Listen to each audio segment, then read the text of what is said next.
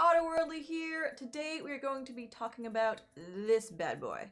This is the new MetaQuest Pro. Thank you, Meta, for sending me this. I'm super excited to test it out and let y'all know what I think. So I'm going to show you all the new features, what I like, what I don't like, and letting you know whether I think you should get this or not.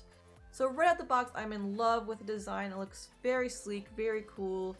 Looks premium, which you would expect when you're paying $1,500, right? Now we're getting to the first thing that I don't like, which is the charging dock. So to use the charging dock, you have to perfectly align the pins to the controllers and the headset.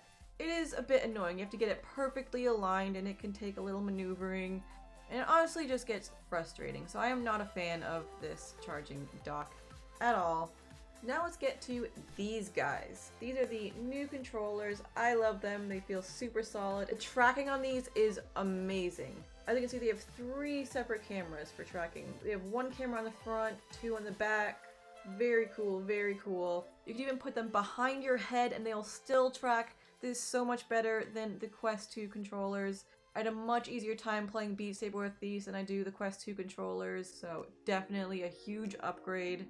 Next, let's get to the Passthrough. Now, one of the coolest things is you can now play Demio in mixed reality. So you can play Demio in your room, which is super cool. Now, the Passthrough is not perfect. It's definitely quite grainy and definitely has a bit of a way to go. With Passthrough, you want to be able to interact with the real world without having to take your headset off, but if you try to read a text, for example, it's very blurry and you can't make it out at all, but it's definitely a step up from the black and white Passthrough of the Quest 2. Next, we should talk about one of the most important things, comfort. How does this feel on your head? Initially, I didn't even feel the headset. I didn't even notice it. I was like, this is great. This is awesome. This is what I've been waiting for. But after about half an hour of playing, I started to feel pressure in the front of my head and I started to get a headache. So it's good initially and then it starts to get uncomfortable, which is very disappointing because I thought for a second we finally had the perfect headset. You don't even notice it's on your head, but unfortunately, yeah, it does get uncomfortable after a little bit of playtime and will leave some marks on your head because all of the weight is basically in the front. It's pushing against the front of your head. So that's no fun. Now, probably the highlight of this headset is the eye and face tracking. So this headset can track your eye movements as well as your facial movements. So if you smile, it'll detect that you're smiling, frown. So that is super cool. I love this. Definitely an amazing feature to have if you are a content creator. I'm hoping to create some content with this in the future. But yeah, it's very, very cool and works amazingly. I'm super impressed with this.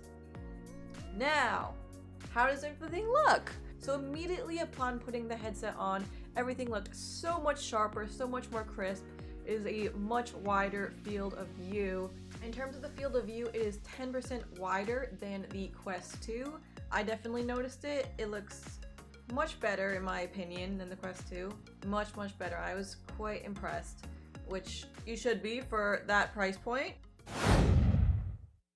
So right now I am using the headset mic. As you can see, it does not sound very good. For a work headset at this price point, you would expect a much better mic than this, so I'm very disappointed in the mic quality. It's nowhere near the quality of the mic of, say, the Valve Index, so yeah, I'm not impressed with the mic. So, should you buy this?